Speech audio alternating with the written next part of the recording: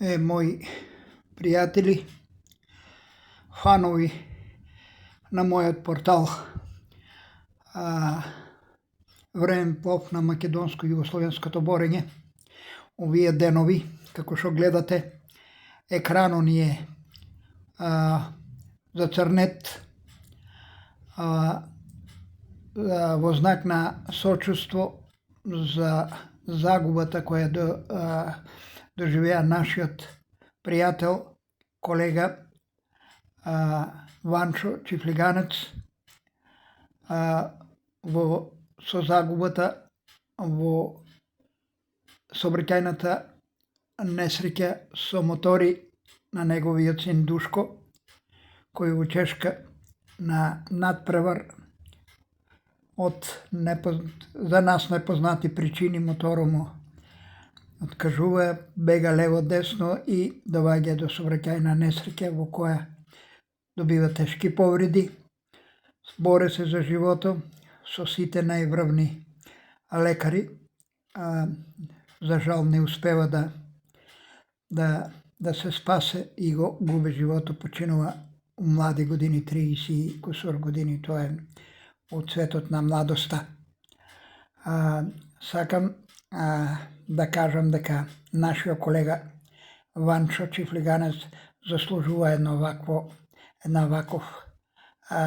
вакво сочувство да му дадеме со зацрнување на екранот на Време Плово, од причина што тој е заслужен, еден од може и да кажам најзаслужен за македонското борење, со тоа што Право Радовиш го направи од клуб, просечен клуб, слаб клуб, направи го, донесува тренери од страна, улага пари, припреми први, направи го да биде шампион на Југославија,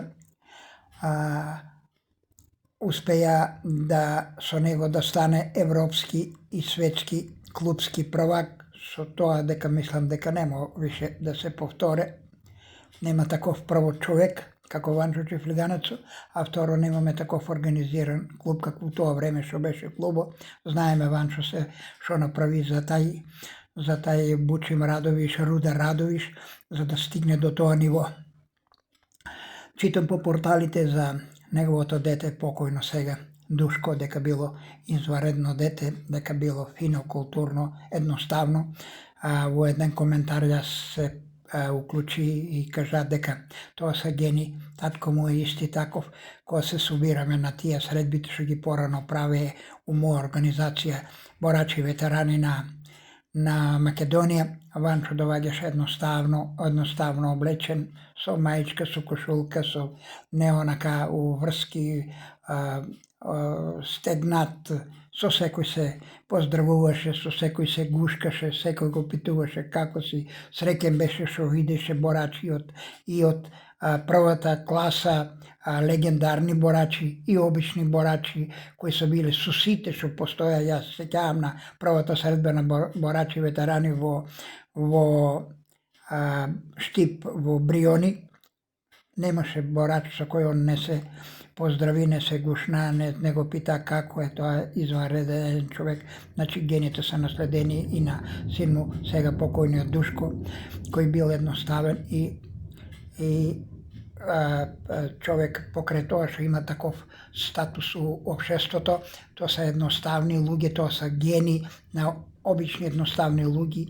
Ние, мојата фамилија, пошто сме потресени од тоа, а верувам сите вие, јас го чувствувам тоа посебно, бидејќи имам деца постари од неговите, имам внуци, имам паравнуци и тоа за мене е потресено, потресен сум целиот, ама тоа е судбината човечка. Јас сум сигурен дека и Ванчо не е сакал син му да се бави со тај спорт, со тај опасен спорт, со тие машини огромни, кога улезеш, кога седнеш на него, што тоа е, оде на две тркала, значи една мала лево-десно и може да дојде катастрофа, да се плате со живот. За жал дешаваат и тоа, се деси се на нашиот пријател, на нашиот колега Ванчо Чифлиганец, изгуби го детто. Нека примат сочувство од сите, у име на сите нас на страната на борачи ветерани. детето нека почива у мир, лесна земја нека му е вечна помен и тоа е тоа, почитувани. Не знаеме животот што носе, тоа се судбини човечки кои остават траги на фамилии, завиват у црно и катастрофи. Поздрав, пошто денеска ќе биде екранот црна боја, утре нормално ќе се врнеме у живот, животот продолжува и натака.